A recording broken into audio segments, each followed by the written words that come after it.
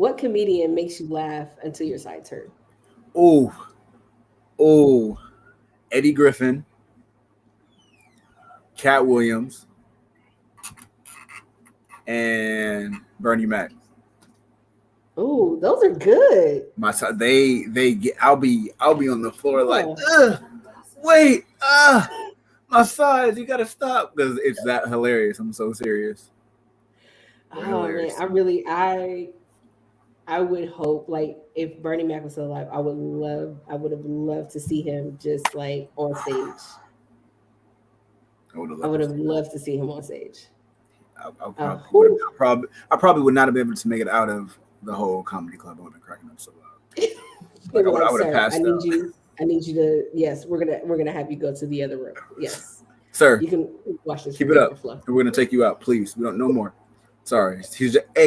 He's funny, bro. What do you want me to do? Right. I tried to swallow my water because swallow my water. I didn't know that punchline was coming. What was I supposed to do? What are you talking about? What was I supposed to do? Right, right. It's hilarious. Thank you all for tuning in to another episode of Take a Six Podcast. I am your host, Leah, and today I am joined by Chef J Hart. Thank you for being on the show. Yo, thank you for having me. I appreciate you so much. First of all, thank you because your profile and just seeing how much work you do, it just made me go like, oh, we're like everywhere. And we're doing things, and it Yeah. doesn't have to look a certain way. It doesn't have to be a certain way. Hmm. Just us showing up and just being amazing. Like I was just like, I need to talk to this guy. I'm honored that you would feel that you need to talk to me. I'm so honored. I saw my one of my messages. I was like, oh, somebody wants me on a podcast. What? I was all excited. Like, okay, cool. I'm down. I appreciate it. My Instagram has been through some changes. All right, some changes. So I feel recently it. now, and Yes. I just tried to revamp that. So now I'm like, let me get this. Let me get a certain order that I want, so I Yeah. can do that. You know. But if you went through your Instagram or your social media period where you look back and you don't cringe, Hmm. like when you look back and you cringe, I'm hoping that that's because that's growth. It's like, what was I doing? Yeah, Why did I do that? So if you yeah. don't cringe, you're just like, I'm still doing it 10 Right, years later. right. You I'm know, just the same person, no, but I definitely do cringe. There's some pics I'm like, ooh, I see what you were trying to do there, but it didn't play out the way you wanted to do it. just It didn't. critiquing your past self, like we saw the vision and you just came just short of it. Just The vision was oh, clear. No Wanda, but the vision was clear. You feel me? But you didn't do it. Hey, but it's okay. Shoot for the stars, aim for the moon. yeah, that's cool. So can you tell people a little bit about yourself? All right, everyone. My name is Justin Hartley, aka Chef J Hart. I'm 28 years old, born in LA, grew up in South Central California.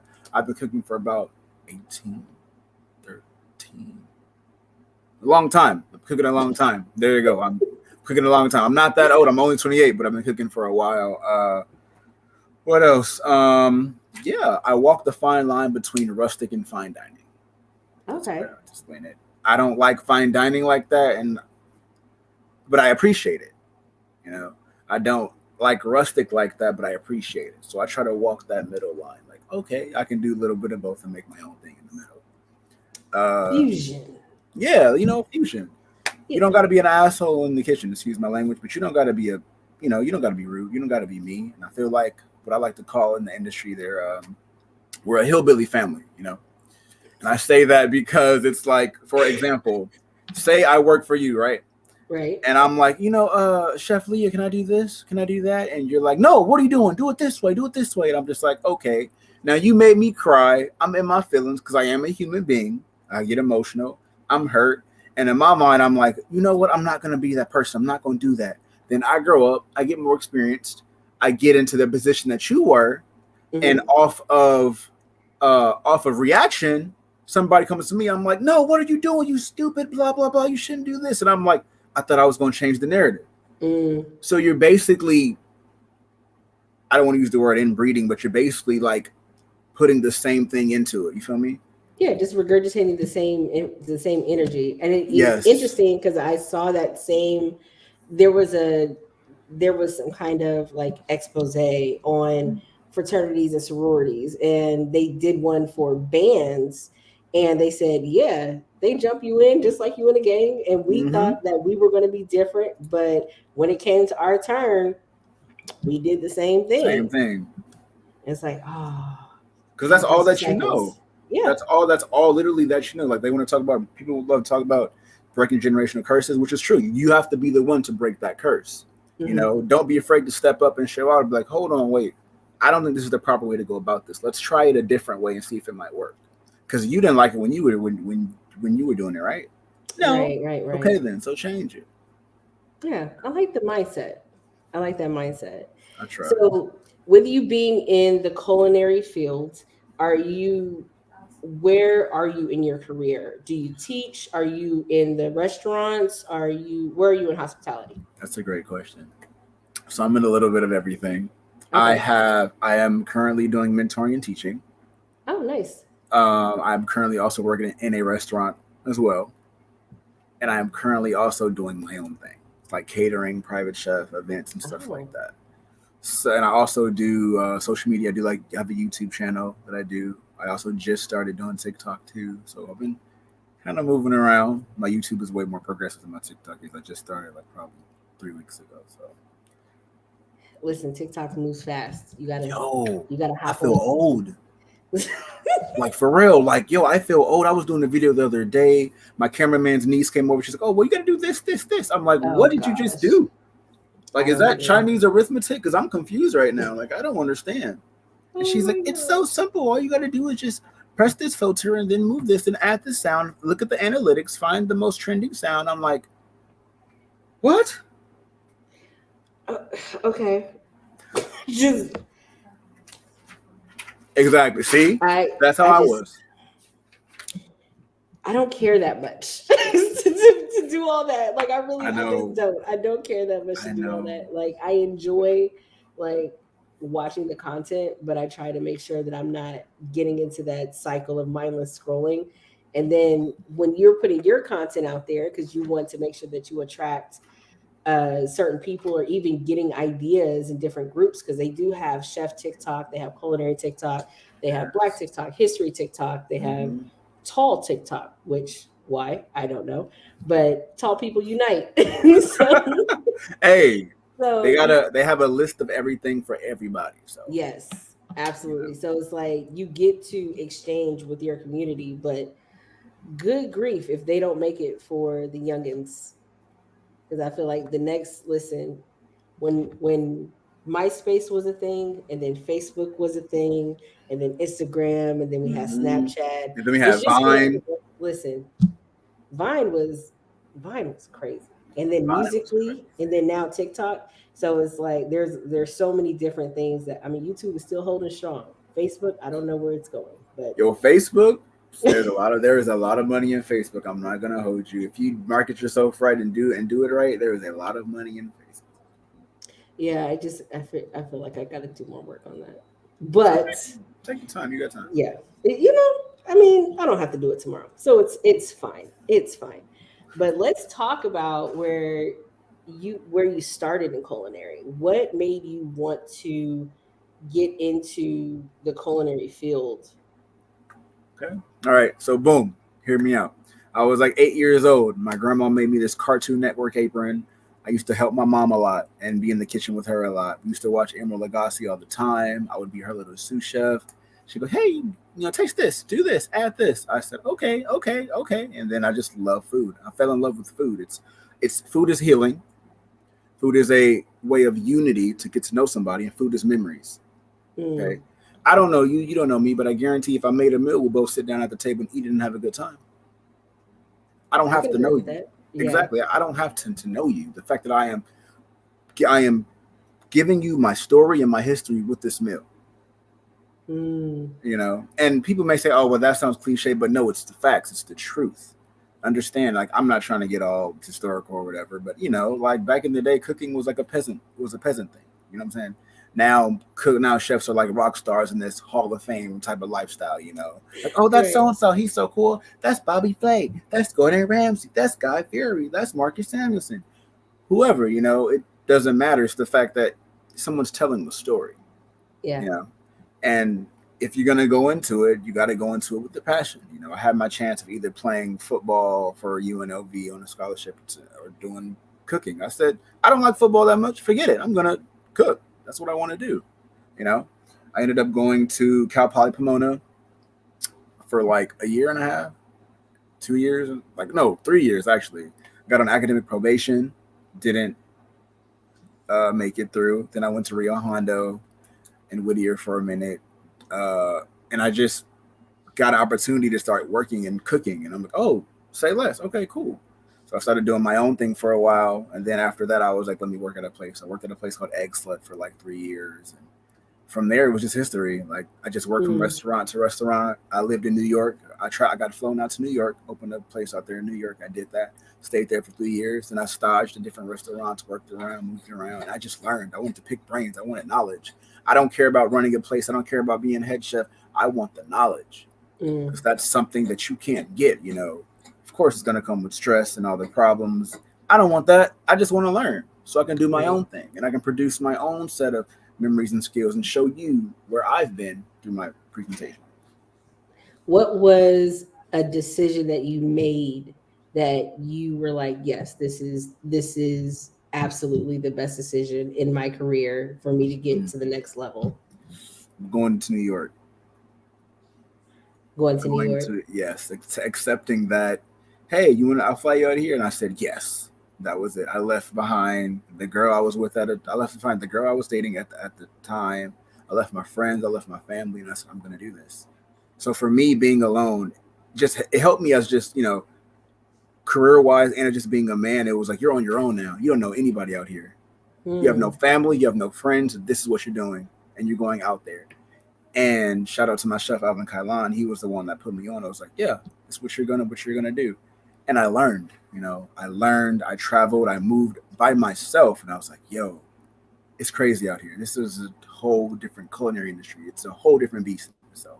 You think because you live in LA, it's one thing. Oh no, New York, totally different story. Yo, my guy, like, I kid you not, be it's crazy out there, like, for real, and I love it. Oh my Hey, gosh. yo, my guy, like, that's for real. Let me tell you, word.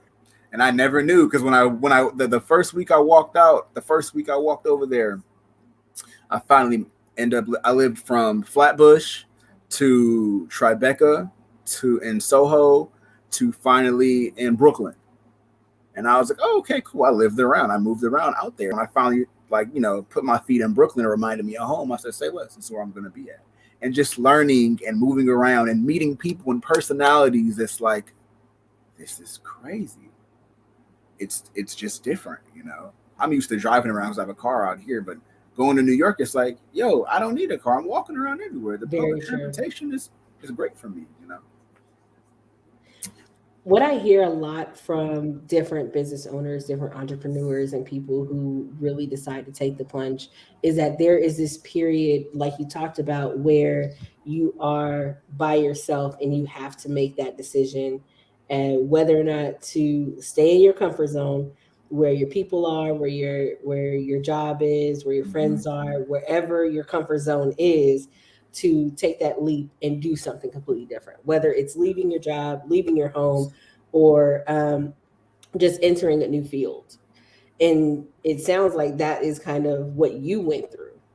Yeah, definitely. It just changed me. Like, I decided to step out on faith. You know, Mm.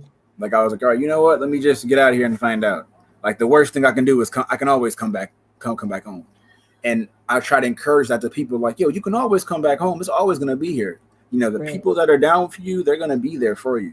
You're not gonna get this experience ever again. Like, go out there, do it, live. If you're married or have a relationship, then bring them with you if they want to come, or whatever. Try to make it work. But honestly, understand that you can always come back home. I try to tell my younger cousins, like, hey, move here, try here, travel here. And Exactly. but sad thing, the first thing people ask me is, "Are there black people there?" And I'm like, "Oh, you got to get it." I'm like, "I get it, but you got to get out of that mindset. Understand, there's black people everywhere. It doesn't matter what your Right. race is. Get the experience so you can learn and you can know and grow and understand. There's more to life than just L.A. You know, when I was in New York, there were people that never left their borough. They stayed in Brooklyn their whole life. Never Right. even went to see Manhattan, or never even went to see Tribeca, or Bronx or Queens. They literally just stayed in their borough, and you'll be like, "What? That's crazy," you know. So the fact that I got to see there's more to life than L.A., it changed me. You know?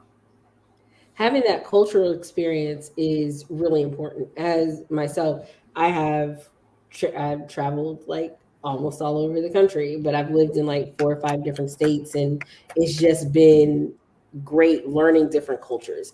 Because Yes, then, regardless of what your business is, when you learn different cultures, you're able to communicate regardless of the culture, and yes, not just color, not just, oh well, the not just like, oh, upper middle lower class or whatever the case may be, but you can live in different cultures and understand why people in the South always have a pickle with their meal. Why do they offer you ice water when you're in Cali and sweet tea when you're in North Carolina? You know China, what I mean? yeah, So there's different cultures and different things that you'll expose yourself to if you do leave. And what I'm finding is now, as I'm talking to other business owners, there is that sense of, I have to open myself up to new experiences. you have to, you have to be able to not be scared and try something different. You know what's sad? When I worked at a place called Egg Slut, literally, it's sad to say, we would place bets, right? And they'll be like, "Hey, I guarantee you, the person that walks in is going to order this." And literally, every black person that came in would order bacon, egg, and cheese over hard egg, ketchup, and it's like, all right. And we would place bets on everybody, different races, and we would just know, like, oh yeah, because some people don't get out of their comfort zone, Right. and it sucks. Like, even for example, vegan food. To me, vegan food is amazing. I cook vegan food as well because my girl is vegan, so I make sure I have to cook vegan food. And it's like, people are like, ugh, that's gross, that's nasty. But if you try it, I'm guarantee you'll eat it. You have That's to be true. open to trying new things, and Yeah. just like we're trying new foods, do the same thing with life. Try new experiences so that you can learn. You know. And if it's not for you, you'll know, hey, that's not for me. You know. And I get it.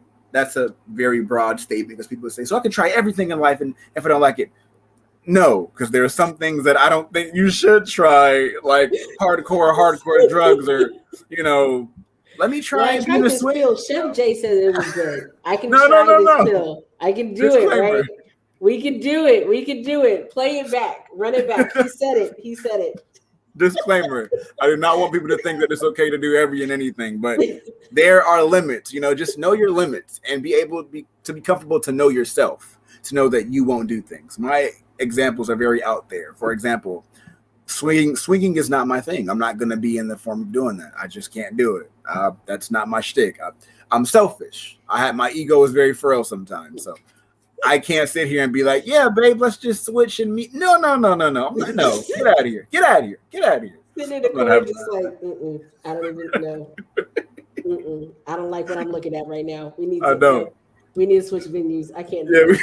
we gotta switch venues. I can't do that. But I say that to say, to bring it in full circle, definitely when it comes to living in different places and trying new foods, at least in those two aspects, don't be afraid to try something different, you know. Don't get comfortable about don't worry about what your fam says or what your friends say. Do it because you want to do it. You know. I hope So that. how are you comfortable with growing in yourself? Because that's what I'm finding. A lot of people are just like, I need the validation of others. I need other people to be with me. I need somebody to tell me that this is okay. Like, how Oh, do I know that I have everything that I need when I want to start this business or do this thing? okay. That's like perfectly. You just asked a great question because when we were talking about those cringe moments on Instagram and growth, I would I would seek validation from others, and I would use Instagram as one of those things. You know, I Mhm. would cook food, post it, and if it didn't get enough likes, I'm like, oh, well, what am I doing? Like, maybe I suck at this. Maybe I'm not good at this. And when I got into restaurants and working with chefs and having mentors, I'd be like, hey, is this right? Is this good? Is this right? And I would wait for them to say, hey, you're doing a great job. Good job. You're doing a good job. And I had to tell myself, it wasn't until I got back home and I went to this, it wasn't a seminar. It was like a little group thing called Free Talk. One of my friends, she hosted it. It was great. Her boyfriend at the time, his dad had talked to me. He's like, you seem very interesting. And you know, the way you carry yourself is very nice. I want to talk. So we're just talking. And he was like, I don't mean to get all biblical, but he was like, God gave you the gift. That's all the validation that you need. And as many times as I've heard some stuff like that in my life, that time it clicked. Mhm. And it was like, yo, wait, he's right. I don't need validation from other people because I know what I do is great. And it's not being cocky, it's being more so assured of what the skills that you know you do. For example, you know that you can talk. You know that you have a great way with words because you know that you're assured of it. It's you don't gotta say, girl, I'm top stuff. I already know me. I'm Leah. I can talk for days. My vernacular is crazy. You don't gotta say that because it shows in your work and what you do. So Right. after a while, I was like, if I keep thinking back on the people that, if I keep looking for validation in others, I'm never gonna propel That's true. because you have to believe in it in yourself that you can do it before anybody else can believe in you. Because then that's how imposter syndrome takes place. Because people can tell you, "Hey, you're doing great," but if you don't believe you're doing great, you're gonna be like, "I shouldn't be here. I don't think I'm doing this. This isn't me doing that." But in reality, it's you. You're the one doing it. And I know it Right. sounds cliche, but believe in yourself. You know, you have to see yourself doing it. You know, you are the, how can I say it? You're the director of your own movie and producer and the main star. I was gonna You know what say I'm the main character too. Don't saying? forget that. Exactly. That's you. You are that. Don't let somebody hand you. My therapist told me this. Don't let somebody hand you a script. A lot of people will try to hand you a script and tell you this is what you're gonna be, and Right. it's like, no, I know what I am. I know what I'm gonna be. I'm gonna tell you what I'm doing. You know. I feel like sometimes people kind of get, especially when it comes to validation, they get Hmm. tripped up and just like, well, if people don't tell me what I'm supposed to do, how do I know that I'm doing the right thing? That's true. That's very How do true. I know that what I'm doing is right? How do I get out of trying this? And then you have the people who seem crazy, so to speak, who just take a leap and see what happens, you know? There I'll never forget when I was leaving Texas, I said, I'm going to go to Virginia. And one of the workers there was just like, well, what if you don't like the people there? And I said, I don't like y'all half the time. Hey, So hey, hey! Guess what? I don't like you. right. So it's So not gonna it's not gonna make me no money right, buy. It's really not. yeah, Like, but I absolutely agree with what her dad said is that yeah, like God put that in you. Like that's a gift that he gave you. And when you look for other people to validate something that they didn't create, it diminishes the value of what you have that's because now crazy, ain't you're it? kind of just like riding the wave of like give me likes, tell me I'm good, give me the nice words, and then Yep. when you don't get the nice words, now you're in the room crying in the corner like singing Mary J. Blige. You know, it's like I'm not gonna cry. I'm not gonna. what are you doing? What are you Right. doing? You just got to Hey, go out there and just do the thing. it's funny because I just had a conversation with my dad, like no lie, 30 minutes ago when I was driving from his house. We were talking, and he was like, "You have to step out on faith and do it." And for those of you that may not, you know, if you're a Christian or you believe in the universe or whatever it is that you believe in, you have to. Faith is faith. Period. Have faith in yourself. You know, Mm. step out and do it because honestly, no one else is going to sit there and tell you you should do this now. You just got to do it. The worst thing you can do is fail. And if you fail, guess what? Be like who was that? First you don't succeed, but yourself off and try again. You know, It's get up illegal. and do it again. Aaliyah, thank you. Sorry, R.I.P. You're how Aaliyah, old? 28. I'm sorry, Okay, all right. I give you but a pass. I give you thank a you. pass. But you Yeah. know, you try again, do it over. Like you get what's the phrase? You get so many no's until you get a yes. You're batting one in 1,000. Keep trying. That's it. keep Yeah, trying. And there's a sense of rejection, or not rejection, of insecurity that kind of builds up when you're dealing with that type of rejection, yeah, because we have been kind of taught to feel the good things, yes, and when we start feeling the bad things, emotions are so yucky. I don't they're want to have to deal fickle. with, I hate them. like, why do I have to deal with these emotions? Like, I don't feel good, but I don't want to unpack it. But I understand, especially like after sitting in a therapist's office and actually Right, talking about it, like that, it right, actually helps to yes, unpack it, because then you can get to the root of it, so that when it does come up again, you're not worried about sitting in it. So that yes, you can be like, look, if the worst thing I can do is fail, not die, not commit a crime, not be locked up, not any of those things. The worst thing I can do is fail. Why not try? exactly. I was telling myself that today, and I have this opportunity for a job or whatnot, and I was like, why not? The worst thing he can say is no. Yeah. Why not? And that's for anything, whether it's asking for a promotion, whether it's asking to go somewhere if you're a young kid talking to your parents, whether it's being an adult and just trying to make a move or upgrading your life. Ask. The worst thing anybody can tell you is no. That's the worst thing. Unless they're just crazy and about to beat you over the face or something. But nobody's usually where you're dealing with sane people. Usually, Usually, right. So the mind your worst thing, company. I like to say, exactly. mind your But company. usually you can just the worst thing someone can tell you is no, then that's fine. Get up and try again. If I could go back to my younger self and talk to him, I'll be like, look, I'm gonna tell you these two things. Keep trying and do not compare yourself. Ever. Ever. Literally stay in your own lane. Because when you're driving and you're too busy trying to look back at what someone else is doing, what are you gonna do? Crash. You feel me? Hmm. Keep on staying straight, do what you got to do, and stay in your own lane. I know it sounds easier said than done. I know, as Leah said, we have all these social medias going on that makes you want to compare, but honestly, don't worry about that. Stay to yourself, because I guarantee you will find inner peace and happiness in minding your own business. Listen, if that ain't the truth. And for those of you who need to hear it again, just rewind it back and play that about two or three more times. Just get it into your spirit, get it into your Embed it. soul. This Please is what you need swallow to it, do. drink it. I don't care if you got to write it on your affirmation board. I don't care if you got to write it in your bathroom mirror. It don't matter. Whatever you got to do it. Because it saved me a lot. If I would have told myself that then, I would have been, oh, I don't know where I would have been, but I probably would have been further along than I am now. And or probably just a lot less stressed out. I mean, I don't see Rihanna comparing herself to anyone. Because okay, now you want to know why though? Because she got Tell so me many why. people tell because you got so many people telling her, oh Rihanna, you the baddest. Oh Riri, you fine. Oh, you so beautiful. You this, you that. Funny, a lot of people can tell you that, yes. But I guarantee you that she might probably go home some days and be like, I'm ugly today. I don't feel this. I don't feel cute. Because she has to feel it in herself Right. just to bring it on back around.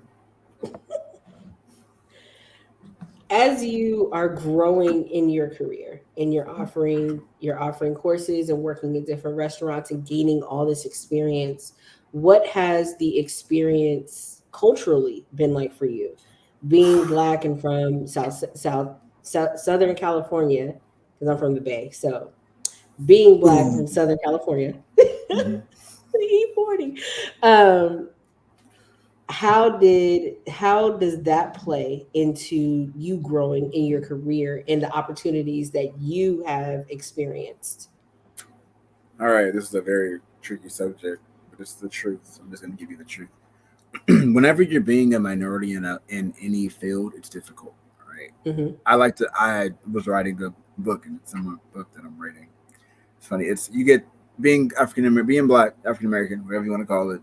I don't got time to go in analytics, but I don't. I'm sorry, but you got two choices. All right, when you walk into a place, people look at you two ways. All right, you can either be a the humble, soft-spoken route, or you can go with B, the I know what I'm talking about, the big intimidation bravado route. Right.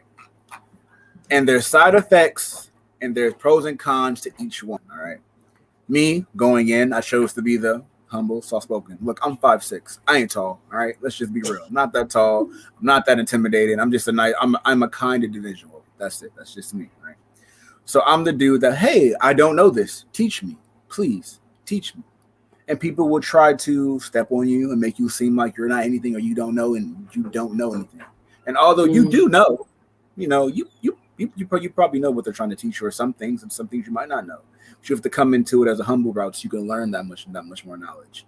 Now taking option B, the intimidating, I know what I'm talking about route, you'll look confident and you'll probably look like you know what you're doing, but just based off your attitude, a lot of people aren't going to want to talk to you. And they're not going to want to give you a lot of opportunities because you think that you know it all. It sucks a lot.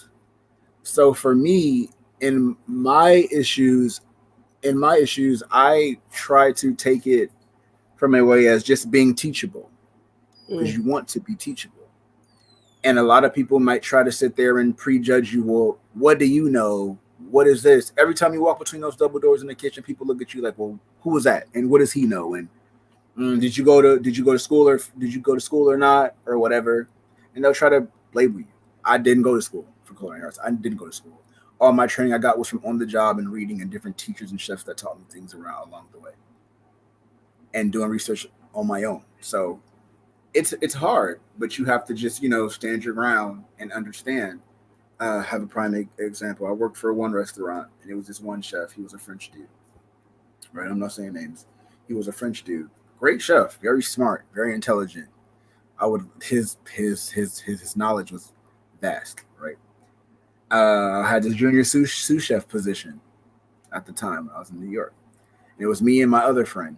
My other friend spoke French. He was French. Wasn't black or whatever, but he spoke French. And literally, he favorited towards more so him than me. Of course, because there's a language barrier, and but still, I just felt like, well, dang, I just want to learn. Can I like try or something? Didn't barely spoke to me, barely said two words to me. He tried me one time. He did try me, and I had to cut that in the bud real quick. He did try me, but it's stuff that you get like that you have to maneuver around and find a way to maneuver around it. mm. So it does get hard sometimes. It gets hard, and you just have to learn. You have to remember why you're there, and B, understand that you're there for a reason. And despite all the other BS that someone's trying to tell you, stick to your guns and stick to yourself and take the information that's given. If somebody's giving you, a whole bunch of fluff, cut the fluff and take what they're trying to tell you.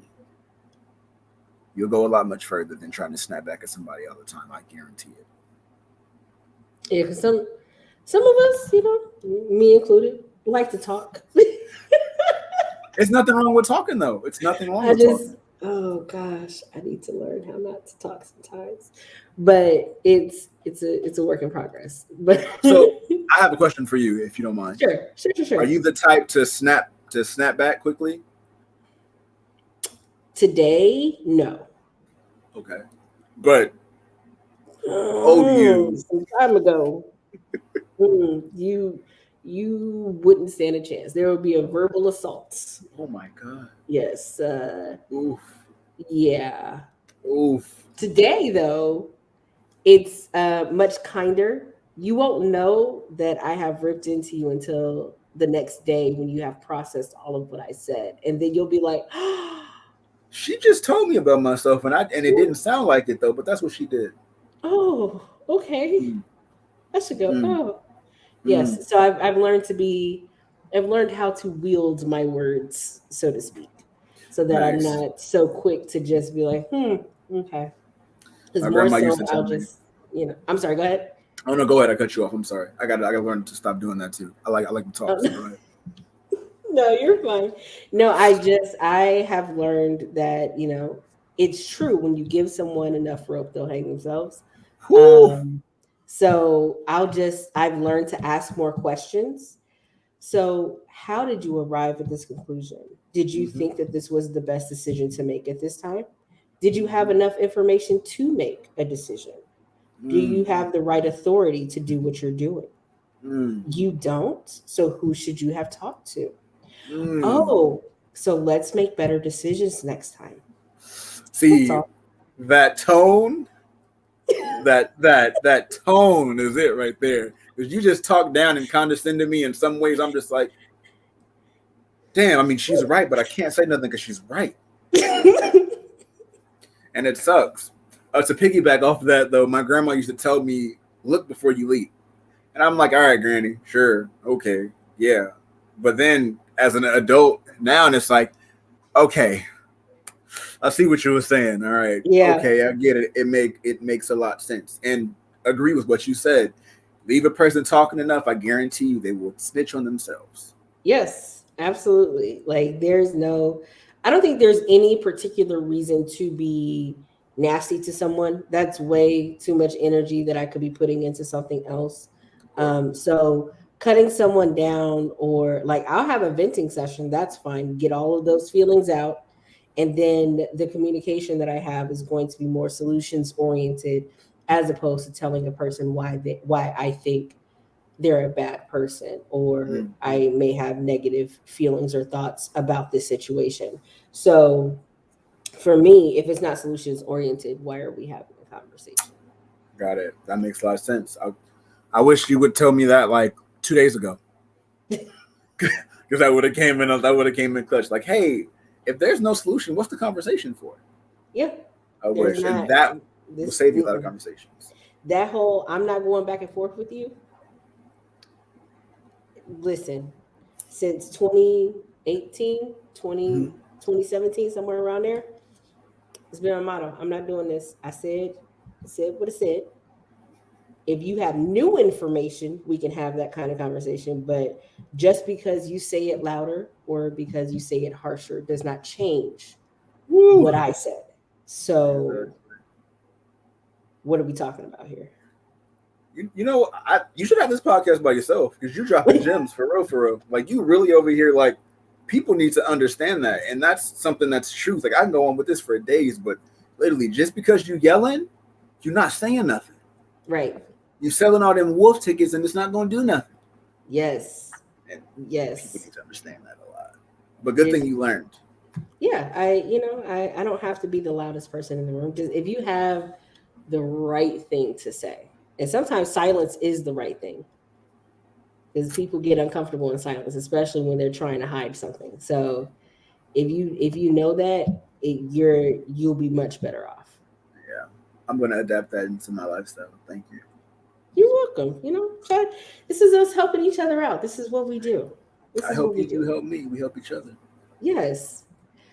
As you are teaching your courses, because you have, well, let me back up, because there's a different way I want to ask that. Because the way I was going to say it was, how are you 28 teaching courses? Like, how did this happen? What? But because I'm just like, there are some people who are like in their 40s and 50s. I don't know if I could teach a class. What do you mean? I don't know enough. I don't have that structure. So how did you happen upon start teaching courses? And you said that you work with kids. So how did that start and roll into your passion? To be honest, I always love to teach.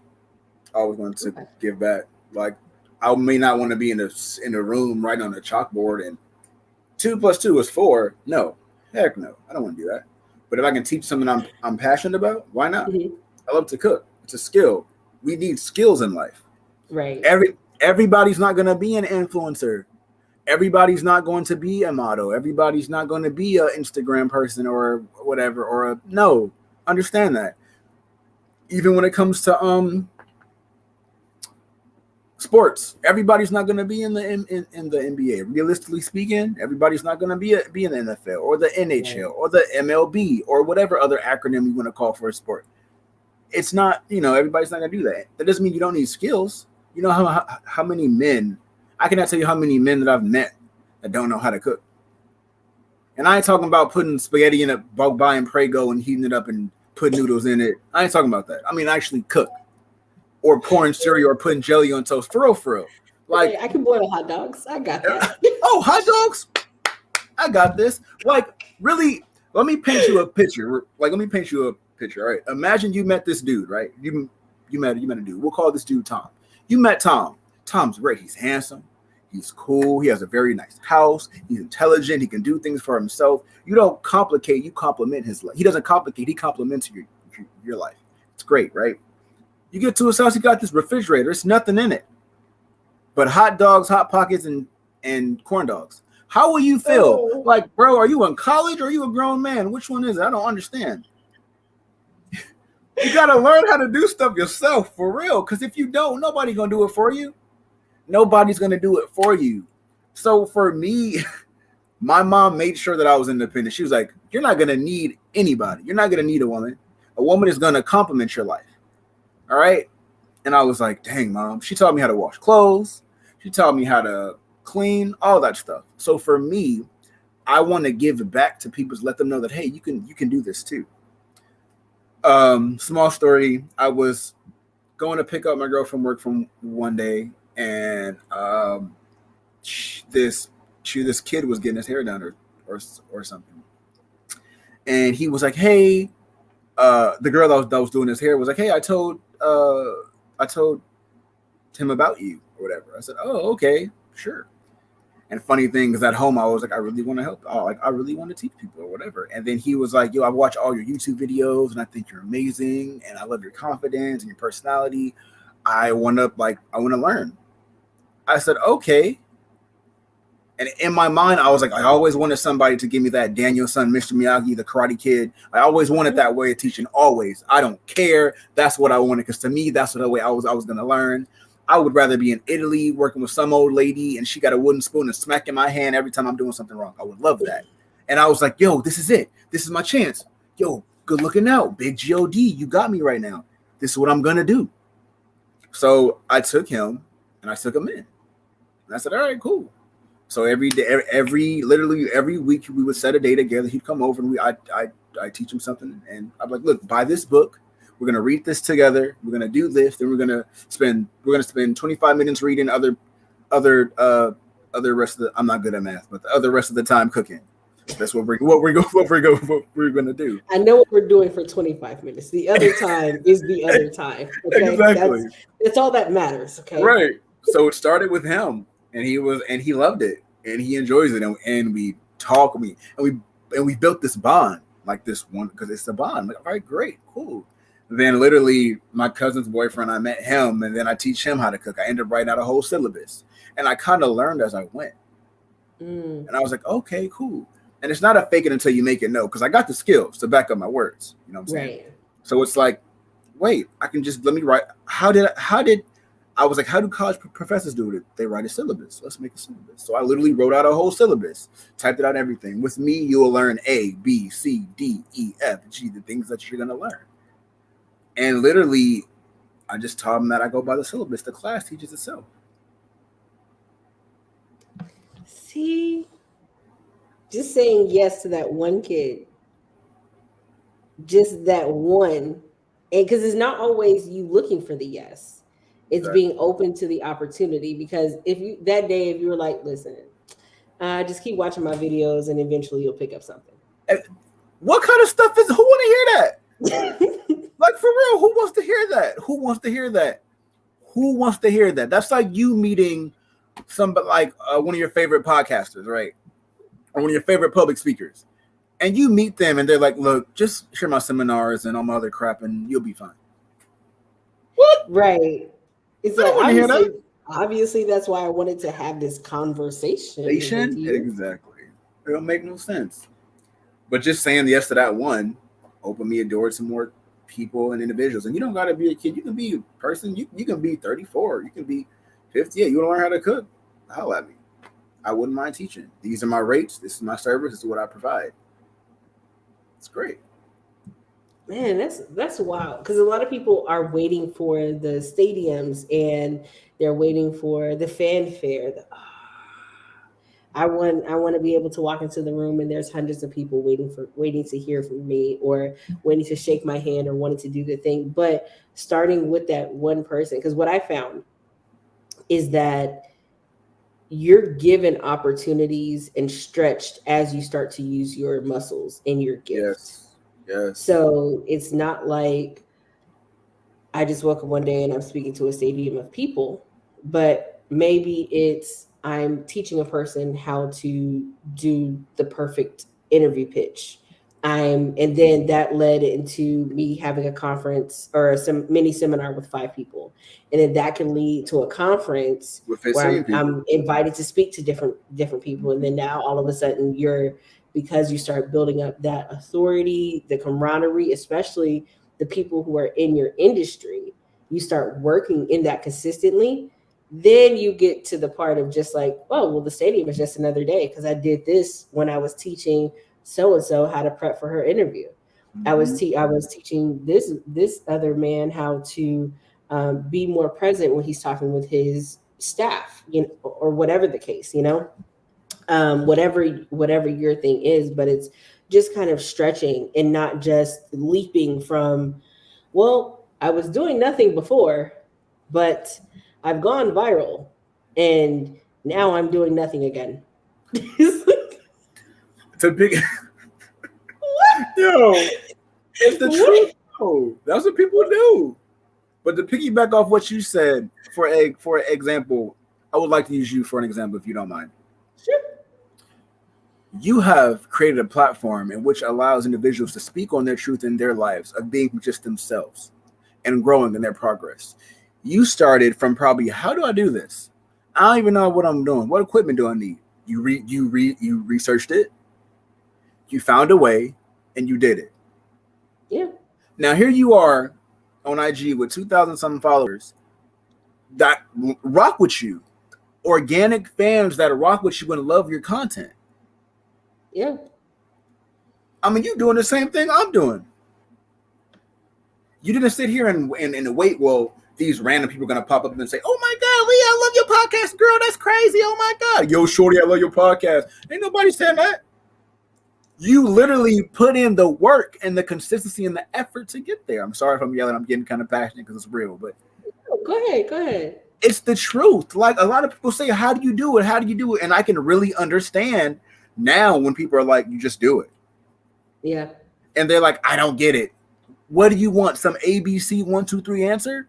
No, understand. You're not gonna get here. How do you do this? Here, take this book. It's gonna give you all the answers. Books, prime example. Sorry, books, prime example. You can read all the self-help books. You can read The Secret 10 times. You can read Rich Man, Poor Man, all kind of Rich Dad, Poor Dad, all kind of stuff. It doesn't matter. If you don't take the stuff that you read inside the books and use it, it's not going to work. That's very true. It's not going to work. You took, to piggyback and bring the full circle, you took all of the information that was given to you and the things that you read and you put it into work. You put it there. You put the work in and you were consistent about it, which made you be able to grow. So to bring it back to the question that you asked me earlier, I literally researched it. I put my knowledge to the test and I put in the work and I literally started teaching classes. Yeah. It's not. People make it seem like, oh my gosh, the hard part is the consistency. That I can agree with you on that because there's days when I'm like, yo, bro, can we reschedule? I gotta do this again. Oh, you really There's showed days. up. Oh, dang. I really gotta do this. What's in the pantry? Oh, have you made rice and noodles before? We're about to learn together.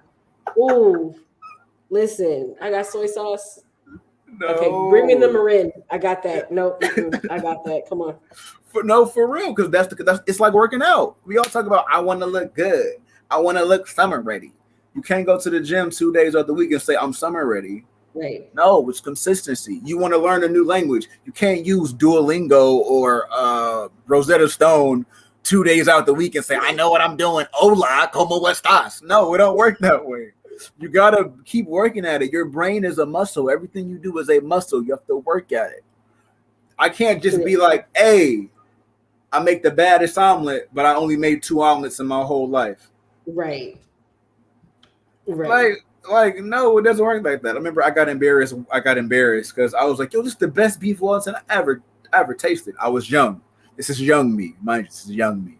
I was like, oh, this is the best beef Wellington I ever tasted. And he was like, how many have you tasted in your life? 2. I know this man, and people were laughing. I'm like, yeah, it's good. Stupid me. I didn't know that they were laughing at me. Like, how you gonna compare this? You only had 2 in your life. How does that work? I tell you what, but it's about perspective, though, right? True. It's about perspective, because if you've only had the 2, and if you decide that you don't want to eat it anymore, this might be the thing that turned you back onto it. There you go. I tell people, and I tell my students, don't never say you don't like something.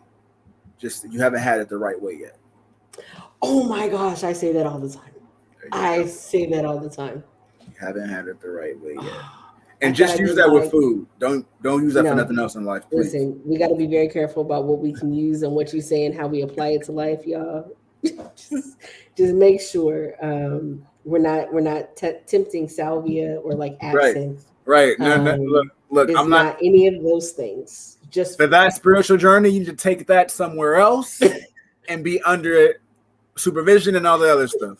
Don't be like, yo, I took a trip with the toad. It was crazy. Shout out to Chef J. No. Don't shout out to me. Don't do that. Please don't. You better go talk to Mike Tyson or somebody else that's with that. I ain't with it. All right. I do what I can control. Other than that, can't do it. If you got control problems, don't do drugs. Yeah, don't do that. Don't do that to yourself. Don't do that to yourself. But that's very true. Like, you may not like a thing, but it just could be the way that it was prepared. Because for a long time, I thought I didn't like squash and zucchini. I just didn't like them soft. I like the tender. So if it's grilled, I'm good.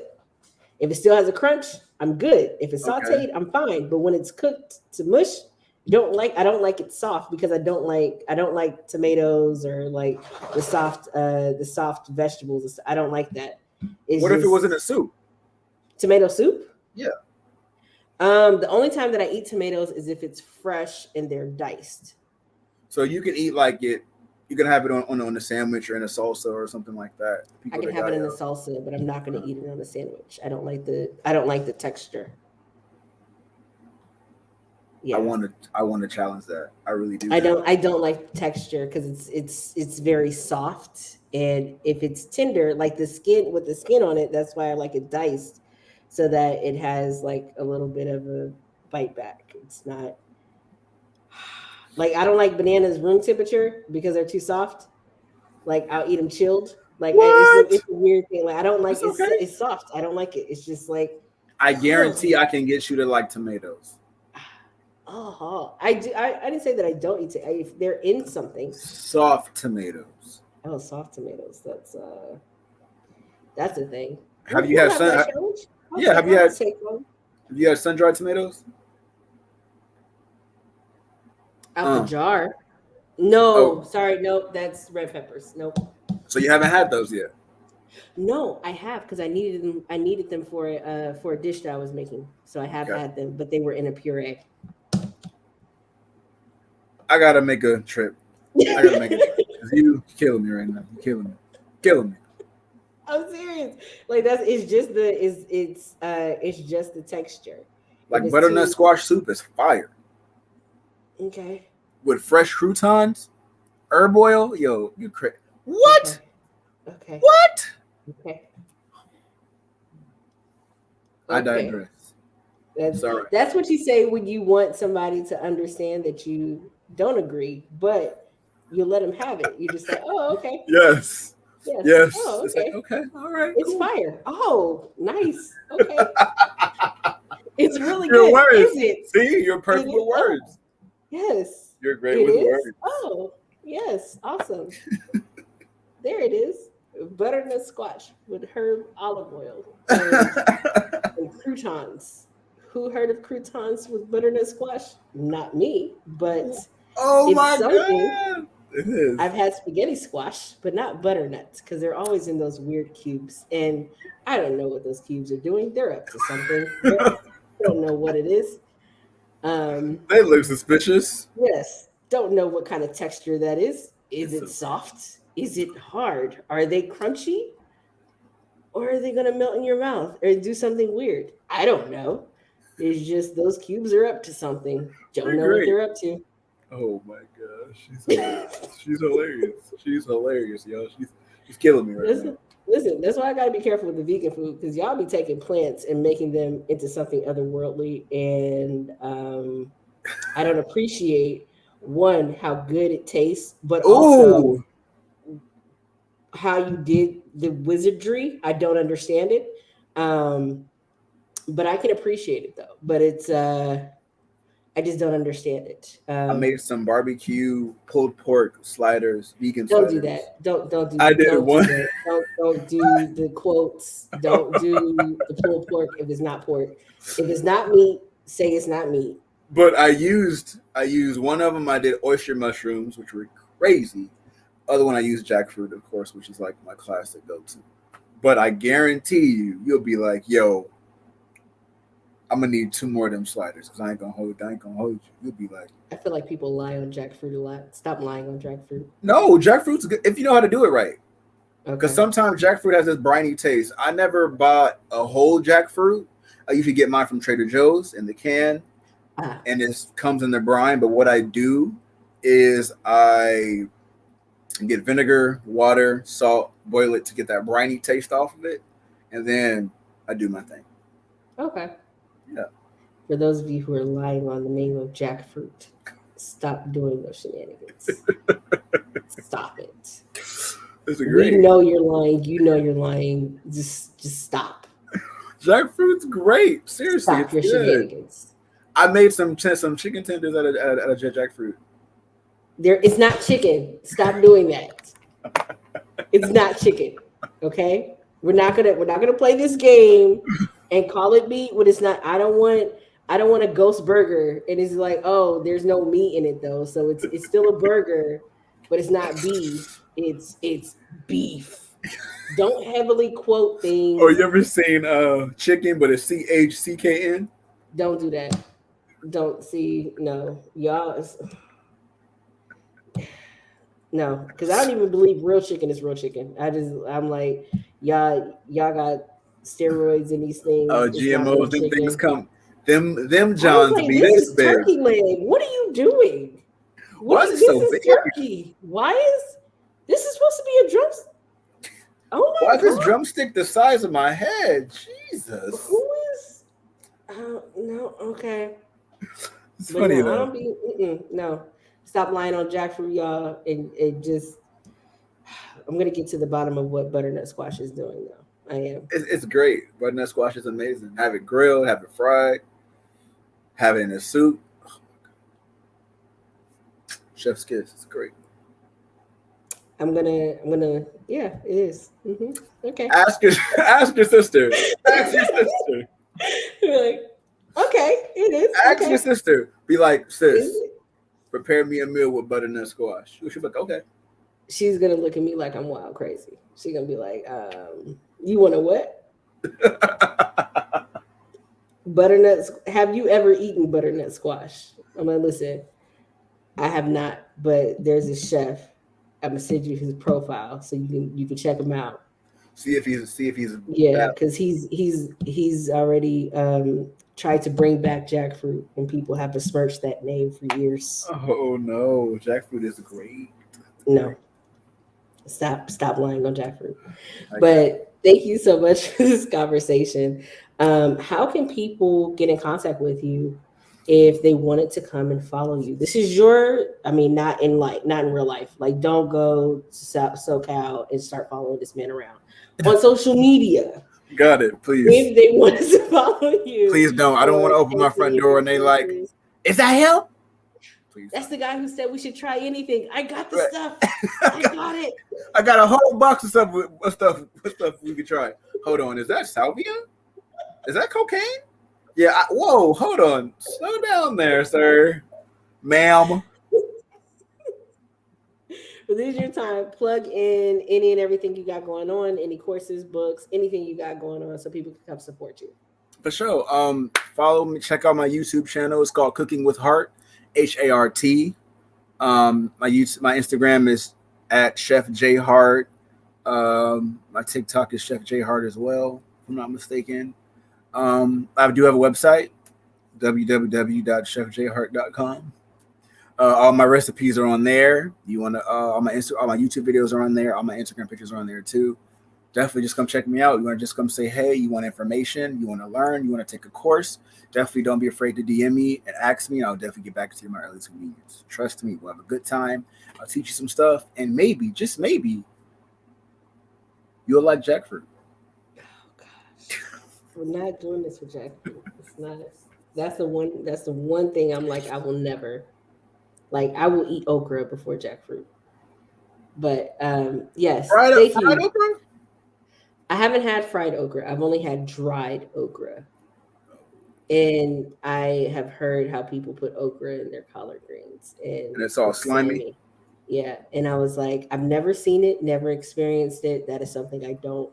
We're Gumbo. better than that. I feel like as a people, we have risen above putting okra in our collard greens. Like this is one of the generational things that we need to question.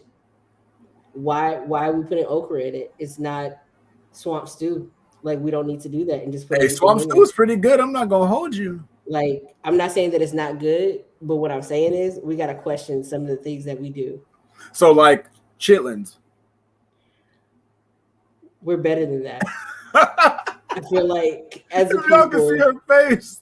If y'all can see we have moved on. I have been in the same vicinity when chickens were being cooked and when chickens were heated up and eaten. I had to leave the house. I left the city. There was no reason for me and chitlins to be in the same place. yeah, that's how it goes, man. That's how There's it goes. it's fine if you just put a little hot sauce on it. Why? Why do I have to add something to make it taste better? I don't listen. There are some things in this world that you will eat. I'll never question, but I have to check your priorities when you say that there's other things to eat, but you choose chitlins. You're the person who would eat Fritos if you would choose chitlins. Like, and Yo, I can't really trust you with decisions after that. if you eat at Arby's, I can't talk to you. We can't be friends. We can't talk. I don't care. Don't hit my line. If you eat at Arby's, then yeah, everything I said about trying to hit me up, don't do it. Don't do it. Arby's to me is a drug front. I'm sorry, Ving Rhames. I know you probably do voiceovers and you endorse it. I don't care. It's weird to me because nobody's ever there, but they're around all over the place. I was in New York. I was at Arby's next to a cemetery. That's how I knew something was up. That's how I knew. If you go down Inglewood long enough, by Randy's Donuts, there is an Arby's by a gun club. Oh, that should tell you something. Listen, I don't know anybody who's ever worked at Arby's. I don't know anybody who's ever been to Arby's. Oh my god. But it would make sense if they were a drug front. I would be like, that's Chef J Hart. Other than trying the other stuff, I think he's on to something with the Arby's. I'm telling you, man, Arby's is weird. Only thing good at Arby's is the fries, from what I heard. All right, I ain't even been, but no, I've been actually twice. I've been twice. You've been to Arby's? I've been to Arby's twice. Was there nothing else available? Hear me out. You held hostage? What was happening? I was working at the YMCA when I was 15 years old at Santa Monica YMCA. Oh, you were young. I was young, and then we had to bring it for the kids. We had beach days on Fridays. Drugging the kids as well. Don't bring the kids into that. They didn't ask for that. They didn't ask for that. I didn't say that. No.